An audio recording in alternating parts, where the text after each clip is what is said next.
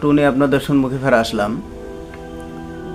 কোনো মানুষ যদি পানিতে এরকম দেখে যে আমি হাঁটতেছি, অথবা আমি পানির ভিতরে সাঁতার কাটতেছি, অথবা আমি পানির পাত্র নেওয়া কাউকে আমি যাইতে দেখছি, মানে যেরকম কলসি নিয়ে যায়, পানি নিয়ে যায়, এরকম যদি মানে দেখেন, তাহলে তার ব্যাখ্যা কি হতে পারে?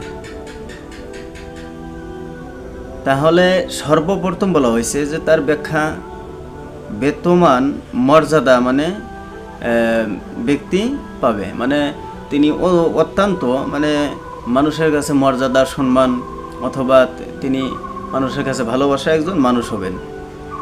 2 নম্বর হয়েছে যে ব্যবসার ভিতরে তিনি সফলতা হবেন।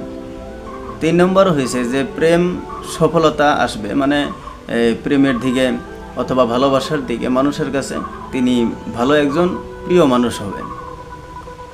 4 নম্বর হলো যে মনের আশা পুরো হবে, মানে আপনি যেটা আশা করছেন সেটা মানে আশাটা আপনার পূর্ণ হবে।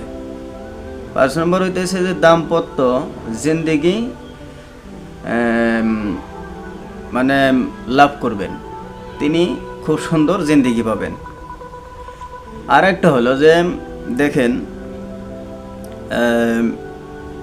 মানে পানির ভিতরে এরকম আছে যে মানুষ ডুবে যায়, অথবা সাঁতার কাটতে কাটতে ডুবে যায়, এরকম তার ব্যাখ্যা কি হতে পারে?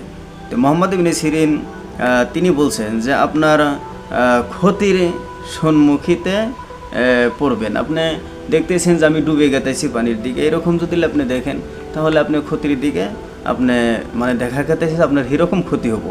তো এর থেকে আপনি কি করা, বেশি বেশি আল্লাহর কাছে দান সাদকা করা, অথবা ফকির মিসকিনকে দান সাদকা করা, অথবা মানুষের কাছে দোয়া নেওয়া যে আল্লাহ এই মুসিবতের থেকে আমার মানে কি রক্ষা করো। যাই হোক, আগন্ত ভিডিও পাওয়ার জন্য আপনারা আমার চ্যানেলটারে সাবস্ক্রাইব অথবা ফেসবুক দেখলে ফলো ইনশাল্লাহ আপনারা করবেন।